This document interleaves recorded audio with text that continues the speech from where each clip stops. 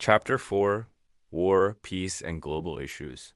What if everything we believe to be true is false, and everything we dismiss as false holds fragments of truth? It's a question that echoes through the story of humanity, especially when we speak of war. For centuries, conflict has been justified as defense, liberation, or necessity. Yet beneath every reason lies the same tragedy: lives lost, homes destroyed, futures erased. Every generation calls war inevitable, and every generation promises it will be the last. But it never is. War is often called the failure of diplomacy, the moment when words collapse and violence takes their place.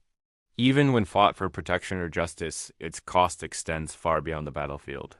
Cities fall silent, economies fracture, and trauma seeps into generations.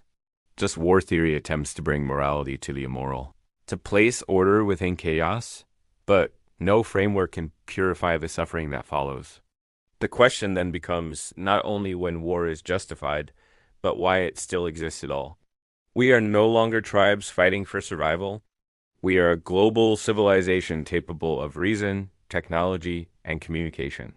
We can send messages across the planet in seconds, yet we cannot always send empathy across a border. The tools for peace exist. What's missing is the will to use them. Power too often hides behind peace. Nations speak of protection, but act for influence. Superpowers justify intervention while securing resources. War today wears many disguises: military, economic, digital. Sanctions cripple economies. Cyber attacks destabilize nations. Propaganda fractures societies from within.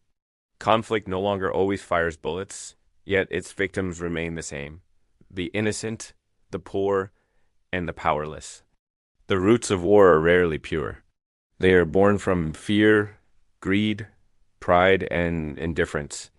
Leaders call it strategy, but it is often insecurity with a flag.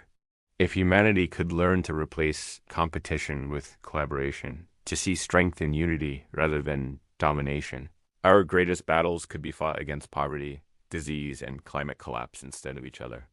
True leadership is not measured by armies or arsenals, but by restraint.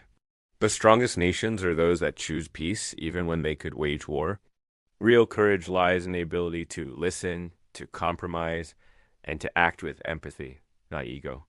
If the 20th century was defined by destruction, the 21st must be defined by cooperation, or it may not be defined at all. The greatest threat we face now is not conquest, but extinction by our own design.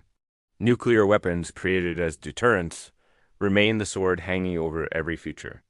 No single government should hold the power to end civilization.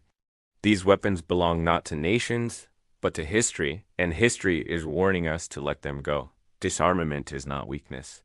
It is survival. War today extends beyond soldiers and borders. It lives in economic oppression, in the manipulation of truth, and in the indifference of those who look away. Yet, even amid that darkness, there are sparks of hope: humanitarian aid, peacekeeping missions, and global movements that remind us compassion still exists. Every act of kindness, every effort toward understanding, is a form of resistance against destruction. We must learn to see peace not as an impossible dream, but as a shared responsibility. To end war is not to end courage, it is to redefine it. Strength is no longer the ability to destroy, but the determination to preserve. The true measure of civilization is not how well we fight, but how fiercely we strive not to. And until we learn that, the echoes of war will continue to haunt us, reminding us of what we could have been if we had chosen peace instead.